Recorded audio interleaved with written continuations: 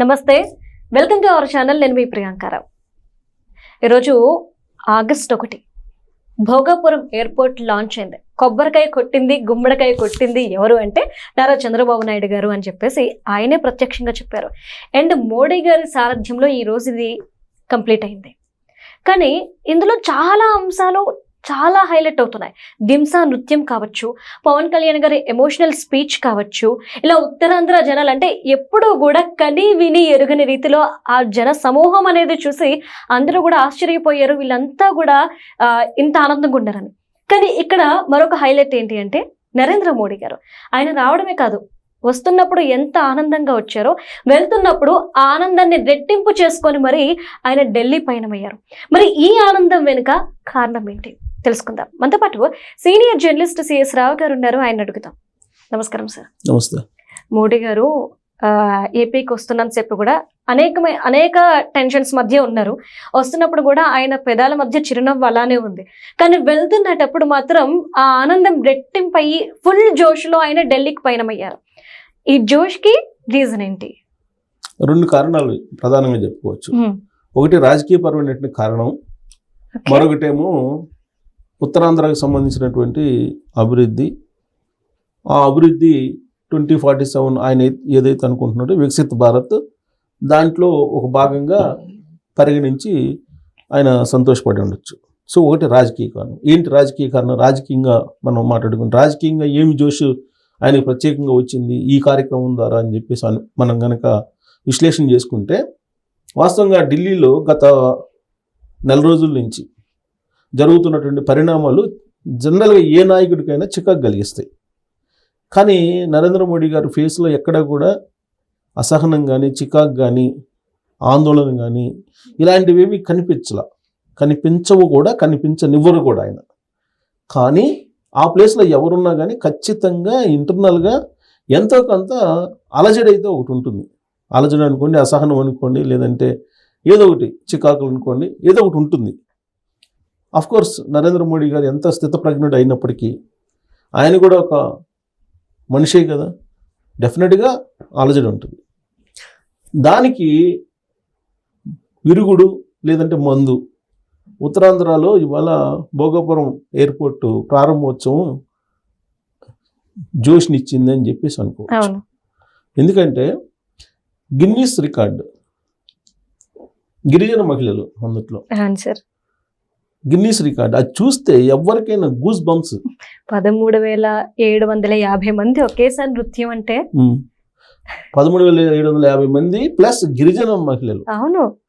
So అది తర్వాత దాని బ్యాక్గ్రౌండ్ మ్యూజిక్ చాలా అద్భుతమైనటువంటి బ్యాక్గ్రౌండ్ మ్యూజిక్ ఇచ్చారు ఎవరో కానీ. ఇవన్నీ హైలైట్స్. అది చూస్తుంటే నయనానందకరంగా ఉంది. చాలా మంది అనొచ్చు ఇంత హడావుడి అవసరమా? ఈవెన్ ఏ వెంకటేశ్వర గారు కూడా ఏదో ట్వీట్ చేసినట్టున్నారు, ఇంత హడావుడి అవసరమా అని చెప్పేసి. అవసరమే. ఎందుకు అవసరం అని అంటే, ఒక బ్రాండ్ క్రియేట్ చేయాలని అంటే ఒక చిన్న ప్రోడక్ట్కి ఎంత హడావుడి చేస్తారో మనం చూస్తున్నాం. ప్రస్తుతం మనం ఎక్కడున్నాము? 4వ తరం సంస్కరణల అమలులో ఉన్నాం. సంస్కరణలు వేగంగా వెళ్ళిపోతున్నాయి. ప్రపంచంలో ఈ సంస్కరణలు ఎవరు అందిపుచ్చుకుంటే వాళ్ళే ముందుంటారు.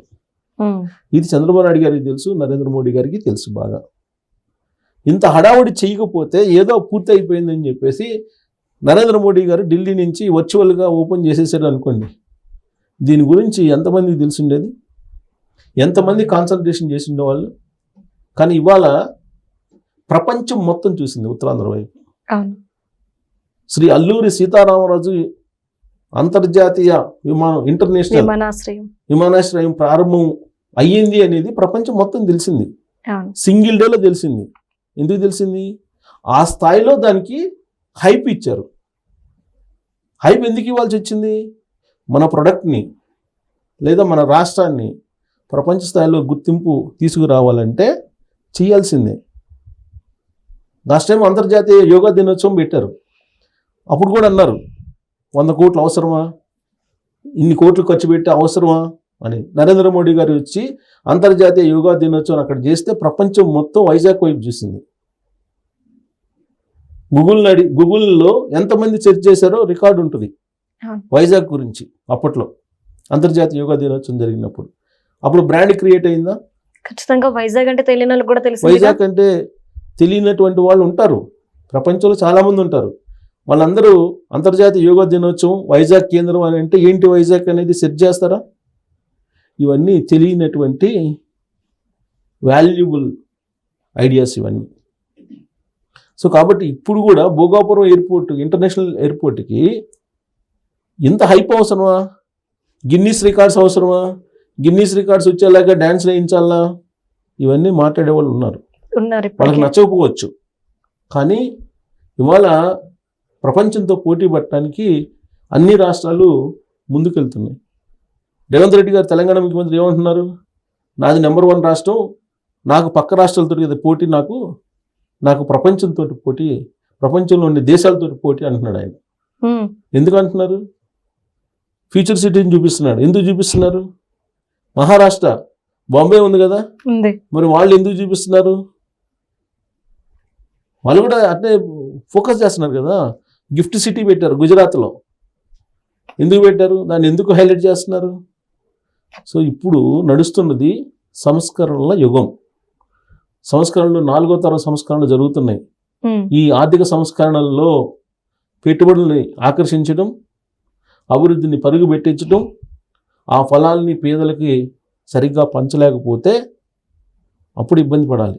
కానీ ముందైతే పరిగెత్తాలిగా, పరిగెత్తాలి, ఫలాలు అయితే రావాలి. ఆ ఫలాలు ఎవరికి వెళ్తున్నాయి ఏంది తర్వాత సంగతి. అలా కాకుండా పోయేవాళ్ళు పోండి, చేసుకునే వాళ్ళు చెంది నాది నేను ఇంతేనంటే నిన్ను గుర్తించేది ఎవరు?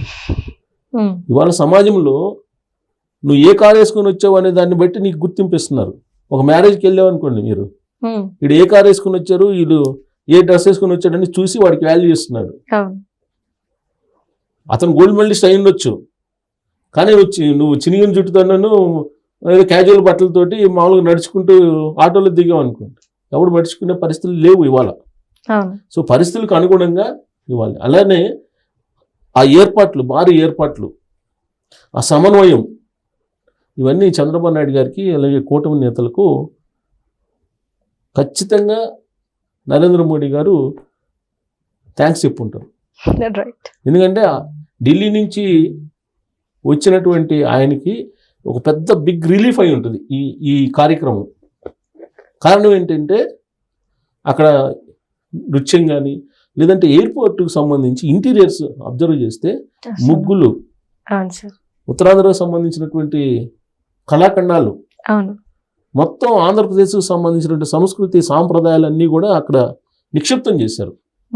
అవన్నీ చూశారు, ఆయన ఆశ్చర్యపోయారు. తర్వాత ఆ స్పీచ్లో కూడా నరేంద్ర మోడీ గారి స్పీచ్లో నరేంద్ర మోడీ గారు ఉత్తరాంధ్రాన్ని ఎట్లా ఓన్ చేసుకోవాలి అని చెప్పి అనుకుంటున్నాను, విన్నాం మనం. ఆయన ఓన్ ప్లేస్గా భావిస్తున్నాడు ఉత్తరాంధ్రాన్ని.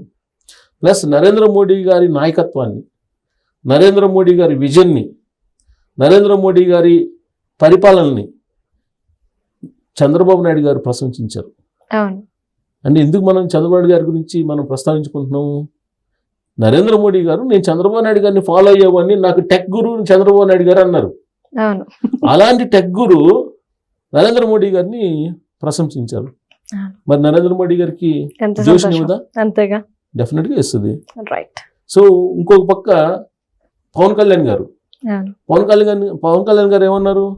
నరేంద్ర మోడీ గారిని కొంతమంది అనుచిత వ్యాఖ్యలతో తిరుగుతుంటే నాకు కళ్ళ మీద నీళ్ళు తిరిగిపోయాయి, అంత మంచి పరిపాలకుడు ఆయన, సమర్థవంతమైన పరిపాలన ఇస్తున్నారు, దేశాన్ని ముందుకు నడిపిస్తున్నారు, ప్రపంచంలో ప్రత్యేకమైన గుర్తింపు తీసుకొచ్చినటువంటి ఆయన్ని అనుచిత వ్యాఖ్యలతో తిడుతుంటే కొంతమంది నాకు కన్నీళ్ళు వచ్చాయి అని చెప్పారు. అంటే నరేంద్ర మోడీ గారు పరిపాలన, ఆయన సామర్థ్యం ఏంటి, ఆయన ఎంత ఎఫిషియెంట్ అనేది లక్షలాది మంది పాల్గొన్న ఆ సభలో చెప్పారు. కోట్లాది మంది చూసినటువంటి సభ అది, టీవీల్లో లక్షలాది మంది పాల్గొన్నారు, కోట్లాది మంది చూసుంటారు కదా. అది అంటే నరేంద్ర మోడీ గారు నాయకత్వ లక్షణాలని ప్రత్యేకంగా చెప్పారు. ఎవరు? ఒక జాతీయ స్థాయిలో ఐడెంటిఫికేషన్ ఉన్నటువంటి చంద్రబాబు నాయుడు గారు అలాగే పవన్ కళ్యాణ్ గారు వీళ్ళు చెప్పారు అని అంటే యూత్ ఆలోచిస్తారు. ఇప్పటికే చాలా మంది వీడియోస్ పెడుతున్నారు క్షమించమని. ఆ. నరేంద్ర మోడీ గారు నేను క్షమించానని చెప్పేసి క్షమించాను అని చెప్పి ఒక వీడియో కూడా పెట్టారు కదా. రిలీజ్ చేశారు. సో ఆయన క్షమాగుణాన్ని కూడా పవన్ కళ్యాణ్ గారు చెప్పారు, ఇంకొక వైపు లోకేష్ గారు. సో అందరూ నరేంద్ర మోడీ గారు నాయకత్వాన్ని, ప్రత్యేకించి రామ్మోహన్ గారు స్పీచ్ కనుక వింటే అవును సార్. నరేంద్ర మోడీ గారు అసలు ఉబ్బి తబ్బిబ్బయ్యారు. మనకు అబ్జర్వ్ చేస్తే వేదిక మీద ముసిముసి నవ్వులు. ముసిముసి నవ్వులు నవ్వుకుంటూ.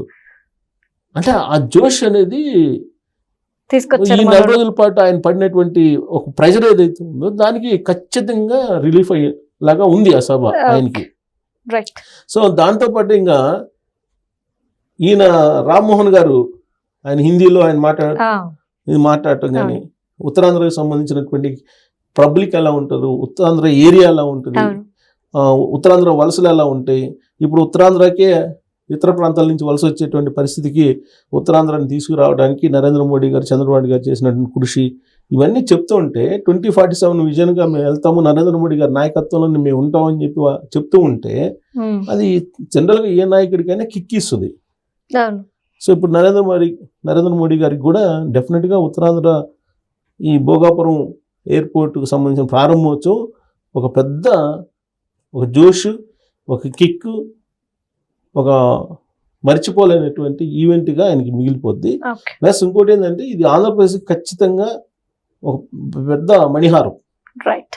భోగాపురం ఇంటర్నేషనల్ ఎయిర్పోర్ట్ అనేది ఆంధ్రప్రదేశ్కి ఒక పెద్ద గుర్తింపుని తెచ్చేటువంటి ఇంటర్నేషనల్ ఎయిర్పోర్ట్ అది. ఎందుకంటే నేను ఎందుకు చెప్తున్నా అంటే ఎయిర్పోర్ట్ అనగానే ప్రయాణికులు వచ్చిపోవడం కాదు, లాజిస్టిక్, కార్గో పెద్ద కేంద్రం కాబోతుంది రాబోయే రోజుల్లో అది. సో కాబట్టి సంచలనమైనటువంటి కార్యక్రమం అది. ఆ కార్యక్రమంలో నరేంద్ర మోడీ గారికి అన్ని రకాలుగా ఢిల్లీ నుంచి ఆయన ఏదైతే స్ట్రెస్ మోసుకొచ్చుకొని ఉంటారో అదంతా స్ట్రెస్ రిలీజ్ చేసి పంపించాడు ఈ నాయకులు అని చెప్పొచ్చు. Right. Thank you so much sir. Thank you.